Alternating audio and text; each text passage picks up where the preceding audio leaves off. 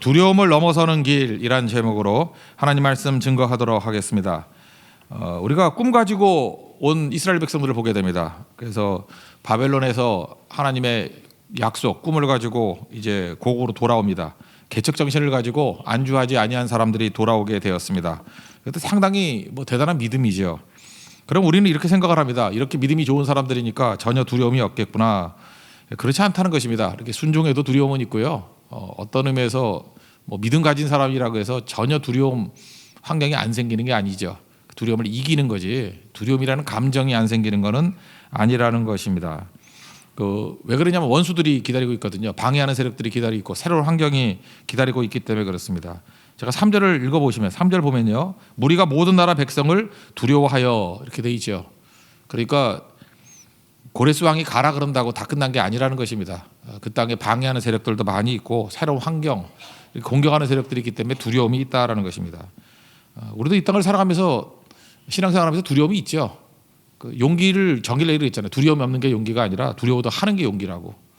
사실은 두려운 부분들이 있다는 것입니다. 그러니까 문제는 어떻게 하면 두려움을 이길 수 있을 것인가.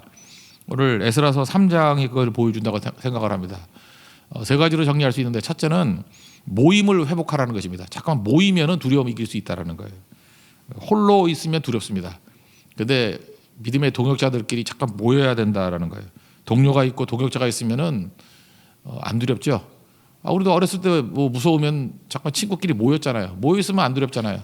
근데 맨날 혼자 있어가지고 두려울 때가 많이 있다라는 것입니다.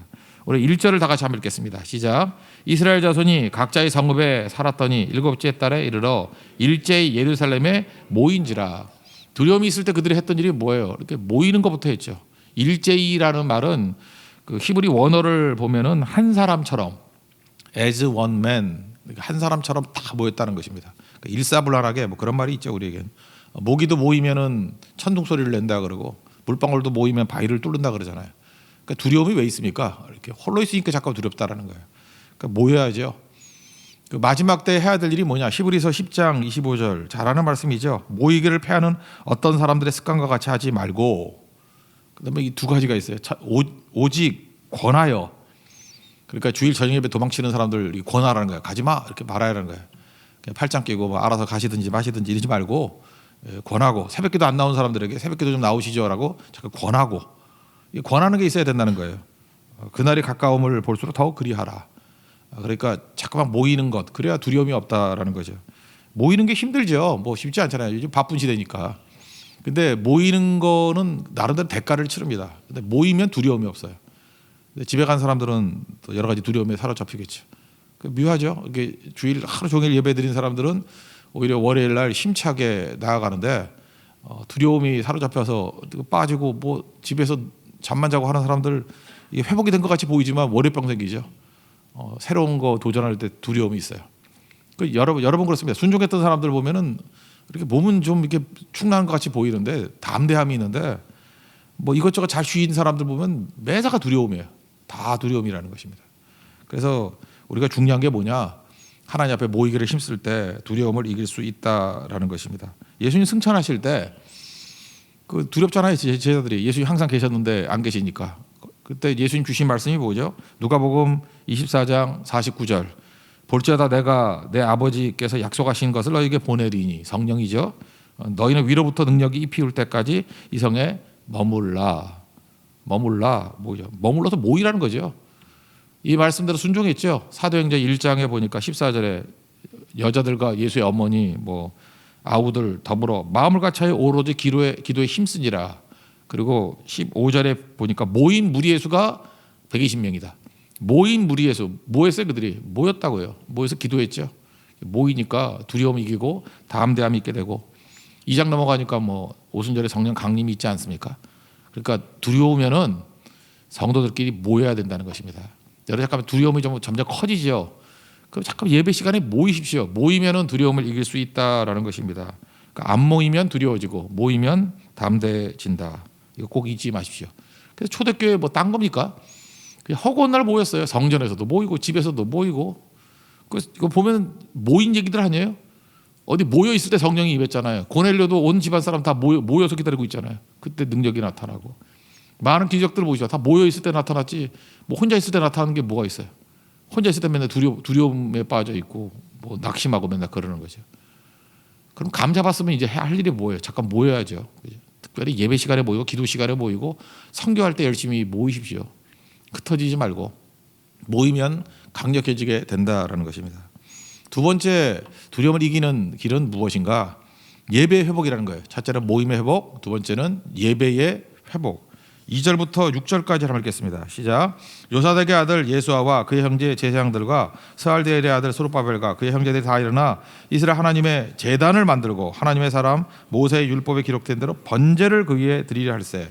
우리가 모든 나라 백성을 두려워하여 제단을 그 터 위에 세우고 그 위에서 아침 저녁으로 여호와께 번제를 드리며 기록된 규례대로 초막절을 지켜 번제를 매일 정수대로 날마다 드리고 그 외에는 항상 드리는 번제와 초하루와 여호와의 모든 거룩한 절기의 번제와 사람이 여호와께 기쁘게 드리는 예물을 드리되 일곱째 달 초하루부터 비로소 여호와께 번제를 드렸으나 그때의 여호와의 성전 지대는 미쳐놓지 못한지라. 뭐 계속해서 뭐 번제 드렸다, 제단 쌓았다, 다 예배죠, 예배. 여러분 성경을 보면요, 약속 성취의 시작은 예배입니다. 그래서 이게 예배가 되기 시작하고 예배에 하나님의 임재가 있기 시작하면요, 이제 여러분들이 이제 미래를 예측해도 됩니다. 이제 엄청난 일이 벌어집니다. 이 영적인 감수성이에요.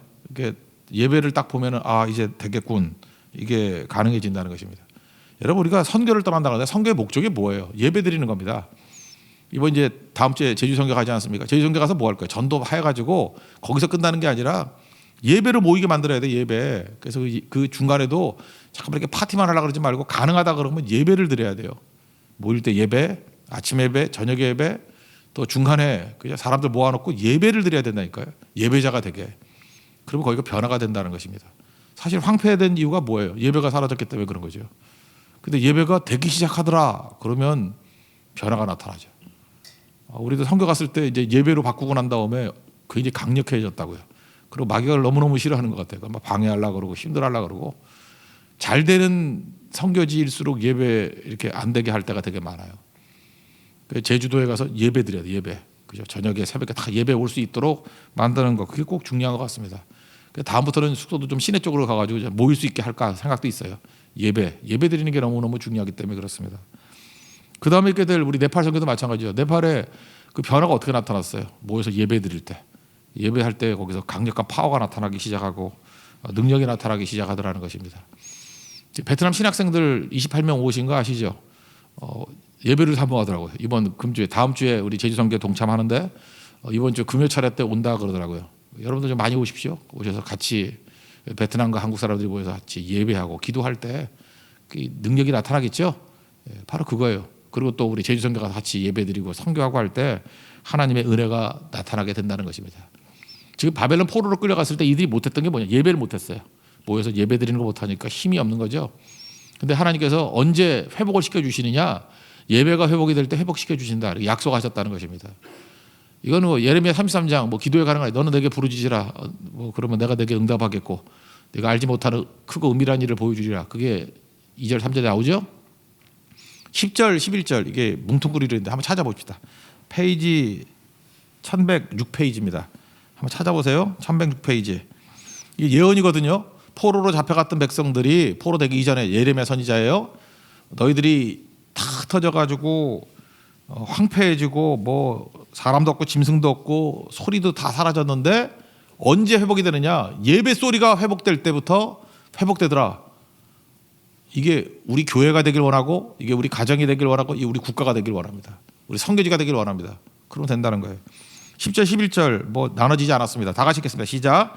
여호와께서 이와 같이 말씀하시니라 너희가 가리켜 말하기를 황폐하여 사람도 없고 짐승도 없다 하더니가 곧 황폐하여 사람도 없고 주민도 없고 짐승도 없던 유다 성읍들과 예루살렘 거리에서 즐거워하는 소리, 기뻐하는 소리, 신랑의 소리, 신부의 소리와 및 만군의 여호와께 감사하라. 여호와는 선하시니 그 인자심이 영원하다 하는 소리와 여호와의 성전에 감사제를 드리는 자들의 소리가 다시 들리리니 이는 내가 이 땅에 포로를 돌려보내어 지난 날처럼 되게 할 것임이라. 여호와의 말씀이니라. 지금 황폐해지고 다 깨졌습니다. 그래서 사람도 없고 짐승도 없고 아무 소리도 들리지 않는 곳에 언제 회복이 일어난다고요? 지난 날처럼 되는 게 예배의 회복이에요. 예배의 회복. 그래서 어떤 일이 벌어져요? 다시 기쁜 소리, 즐거운 소리, 신랑 소리, 신부 소리, 좋다는 얘기죠. 막 기쁨의 소리가 막 나타나요. 예배 소리가, 찬양 소리. 그래서 지난 날처럼 되게 할 것임이라. 이게 부흥이죠, 부흥, 회복이죠. 그러니까 여러분들 가정이 회복되는 게 예배 소리가 들려야 돼요. 같이 예배 소리. 교회가 회복되는 게 예배 소리가 들려야 돼요. 찬송 소리가 들려야 되고, 그게 회복이에요. 예배 소리 들리지 않고 모이는 건 그건 뭐 모였다 흩어지는 거지 절대 회복이 될 수 없다는 것입니다. 그래서 모든 것의 회복은 모임의 회복, 모여서 뭐 할 거예요? 예배 드리는 거. 예배의 회복이 있을 때 모든 것이 다 살아나게 된다는 것입니다. 그래서 우리가 할 일은 뭐냐면 예배 소리가 들리게 만드는 거예요. 가는 곳마다 여러분 가정에서 예배 소리가 들려야 되고 직장에서 예배 소리가 들려야 돼요. 선교지 현장에서 예배 소리가 들려야 됩니다. 그러면 다 일어서게 된다는 것입니다. 두려움을 이기게 되고 승리하는 길 모임의 회복, 그다음에 예배의 회복이라는 거예요. 그다음 마지막 세 번째 한 가지를 더 든다 그러면 감사의 회복이죠. 예배드리면 뭐가 터져나오죠? 감사가 회복될 때 모든 두려움을 다 이기게 된다라는 것입니다. 여기 평행이론이 나오는데 성경을 좀 알면은 뭐 좀 알 것 같은데 예를 들어서 열왕기 상에 주로 나오는데 5장, 6장의 성전, 솔로몬이 성전 짓는 얘기가 나오잖아요. 5장 6절을 제가 읽어드리면 뭐 이런 거예요. 레바논에서 백향목 가져와서 그 다음에 히람이 얘기입니다. 당신의 종의 싹을 당신에게 드리리이다. 시돈 사람처럼 벌목을 잘하는 자가 없습니다. 라고 해서 시돈 사람들에게 백향목을 갖고 오게 만들어요. 11절 열왕기상 5장 11절이에요. 솔로몬이 히람에게 그의 궁정의 음식물로 밀 2만 고루와 맑은 기름 20고루를 주고 해마다 그와 같이 주었더라. 그러니까 히람왕 시돈과 두로의 히람왕에게 이렇게 백향목도 가져오게 만들고 일도 시키고 먹을 거 줬더라. 이거 이스라엘 사람들이 알까요, 모를까요? 너무너무 많이 들은 얘기예요. 우리는 생소할지 모르지만 너무너무 잘 아는 얘기예요. 그리고 7절을 한번 읽겠습니다. 시작. 이에 석수와 목수에게 돈을 주고 또 시돈 사람과 두론 사람에게 먹을 것과 마실 것과 기름을 주고 바산 고레스의 명령대로 백향목을 레바논에서 요파 해변까지 운송하게 하였더라. 이거 딱 읽는 순간에 이스라엘 사람들은 뭘 알아요? 솔로몬의 성전에서 건축할 때 벌어졌던 일이 그대로 벌어지고 있다라고 하는 평행이론. 그래서 그거 좀 알라고 하는 거예요. 집에 가서 찾아보세요. 열왕기상 5장 6절부터 쭉 나오는데 11절까지 이야기. 또 나와요. 여기 8절을 한번 제가 앞부분만 읽어드릴게요. 예루살렘에 있는 하나님의 성전에 이른 지 2년 둘째 달에 뭐 스알들의 아들 스룹바벨가 쭉 나오죠. 둘째 달에. 왜 둘째 달일까요? 우리는 모르지만 그들은 알아요. 우리는 모르지만. 왜 그래요? 솔로몬이 둘째 달에 성전 짓기 시작했거든요. 열왕기상 6장 1절 또 읽어드릴게요. 이스라엘 자손이 애굽 땅에서 나온 지 480년이요. 솔로몬이 이스라엘 왕이 된 지 4년 15월이 둘째 달이거든요. 니산월 15월 곧 둘째 달에 솔로몬이 여호와를 위하여 성전 건축하기를 시작하였더라. 그러니까 무슨 얘기예요? 이게 평행이론이죠. 솔로몬이 둘째 달 15월에 건축을 시작한 것 같이 얘네들도 둘째 달에 지금 뭘 표준으로 삼고 있어요? 솔로몬의 성전의 재현이라는 거예요. 몰라도 되지만 알아야 됩니다. 세교의 교인들은 아십시오. 그죠? 이렇게 같이 보면은 지금 솔로몬의 성전하고 지금 평행이론으로 가고 있구나. 그러니까 또 하나 평행이 뭐겠어요? 성전 다 짓고 난 다음에 뭐 하죠? 엄청 감사하고. 지금 평행이론을 얘기하는 이유가 뭐냐면 솔로몬을 카피한 게 둘째 성전이고요. 이 둘째 성전 짓는 내용들을 카피한 게 우리 모습이 돼야 된다는 거예요. 뭐 했죠? 감사했어요. 감사가 터져 나오는 일들이 벌어지게 되었다는 것입니다. 10절부터 13절까지 쭉 읽어봅시다. 거기 뭐 찬송하고 감사하고 기뻐하고 즐거워하고 이런 게 막 나와요. 10절부터 13절까지 시작. 건축자가 여호와의 성전에 기초를 놓을 때 제사장들은 예복을 입고 나팔을 들고 아삽 자손 레위 사람들은 제금을 들고 서서 이스라엘 왕 다윗의 길에 들어 여호와를 찬송하되 찬양으로 화답하며 여호와께 감사하여 이르되 주는 지극히 선하심으로 그의 인자하심이 이스라엘에게 영원하시도다 하니 모든 백성이 여호와의 성전 기초가 놓임을 보고 여호와를 찬송하며 큰 소리로 즐거이 부르며 제사장들과 레위 사람들과 나이 많은 족장들은 첫 선전을 보았으므로 이제 이 성전의 기초가 놓임을 보고 대성통곡하 했으나 여러 사람은 기쁨으로 크게 함성을 지르니 백성이 크게 외치는 소리가 멀리 들리므로 즐거이 부르는 소리와 통곡하는 소리를 백성들이 분간하지 못하였더라. 그러니까 뭐예요? 감사 찬양하는 일이 벌어지게 되었다는 것입니다. 그러므로 두려움을 이길 수 있는 힘은 어디에 있습니까? 단순하게 용기 갖는 게 아니고 감사에 있다는 거예요. 왜 두려워하죠? 감사가 없기 때문에 그래요. 감사의 함성을 치는 사람들이 두려움에 빠질 리가 없죠. 감사는 두려움을 이긴다. 잊지 마십시오. 두려움을 받는 말이 뭐예요? 감사예요, 감사. 두려움을 받는 감사다. 감사가 왜 두려움을 이기느냐면 감사라는 것이 그 땡크가 띵크에서 나왔다 그러잖아요. 그 생각하는 거 아니에요, 과거를 생각이 감사하는 거죠. 그 어려운 난관과 어려운 가운데서도 약속대로 70년 동안 보호해 주셨다가 이렇게 돌아왔잖아요, 지금. 그러니까 이게 하나님의 도우심이죠. 하나님의 도우심. 그러니까 그 어려운 가운데서도 나를 죽지 않고 여기까지 살아있게 만드시고 약속대로 성취하시는 걸 보니까 이제 이후에 있는 뭐 대적들 그 아무것도 아니죠. 감사는 그래서 가능한 거예요. 담대함이. 여기까지도 나를 이끄신 은혜에 대한 감사가 있으니까 이제 뭘 걱정하겠어요. 하나님의 은혜 찬양이 있잖아요. 나를 지으신 이가 하나님이고 부르신 이도 하나님이고 보내신 분도 하나님이라고. 그러니까 내 달려갈 길 다 가도록 내가 갈 수 있는 거고요. 내 호흡 다 하도록 할 수 있는 거죠. 왜? 과거를 보니까 미래가 가능한 거죠. 그죠? 그래서 내게 새로운 땅을 걸어갈 수 있는 힘을 주신다고. 감사는 그런 거예요. 그래서 감사가 없는 사람들은 맨날 두려워 떠는 거죠. 감사가 뭐예요? 하나님 이제까지 내게 주신 은혜를 감사하는 거죠. 은혜. 감사하십시오. 그럼 승리합니다. 그 제이 데니스라는 사람이 캐톨릭 신학자가 쓴 것도 있는데 그거 말고요. 그냥 책 이름이 감사 테라피, 테라피인데 테라피라고 번역돼 써 있더라고요. 테라피, 감사 테라피, 감사 치료법. 그냥 굴러다니는 거 하나 읽어드릴게요. 당신이 많은 세금을 내야 된다 그러면 세금 많죠. 안정된 직장과 사업장이 있음을 감사하라. 그러니까 반대로 생각을 하는 거죠. 몸무게가 늘어서 옷이 맞지 않는다 그러면 짜증내지 말고 먹을 것이 넉넉한 인생이라는 것을 감사하라. 그다음에 빨랫감이 막 이렇게 쌓여 있지 않습니까? 그러면 적어도 갈아입을 옷이 여유가 있다는 것에 감사하라. 대청소가 필요하고 문고리가 뭐 망가지고 창문을 갈아야 된다 그러면 감사하라. 위탁할 집이 있다는 것에 대해서 감사하라. 뭐 또 이런 거죠. 뭐 주차할 공간을 멀리 주차할 공간을 찾았다. 우리 교회는 뭐 너무 가까워서 그죠. 근데 좋은 교회 다니는지 아세요? 주차하기 편한 데 이렇게 없어요. 저 멀리 둬야 되는데 혹시 멀리 주차할 공간을 찾았다 그러면 감사하십시오. 걸어갈 수 있는 기회가 주어진 겁니다. 이거 재밌죠? 그런 거. 그 다음에 혹시 그런 분 계세요? 불평할 대통령이 있다면 감사하십시오. 당신은 언론의 자유가 보장된 나라에 살고 있습니다. 그 북한에서는 욕하면 잡아갈 거예요. 중국도 뭐 시진핑 욕하다가 뭐 이게 뭐야 뭐 코로나 바이러스가 뭐야 그러다가 다 뭐 기자도 둘 없어지고 뭐 학자도 하나 없어지고 잠깐 그러대.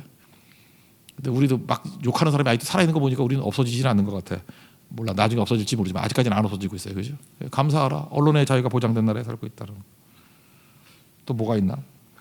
교회 왔더니 옆에 있는 사람이 잠깐만 음정이 틀린다는 거예요.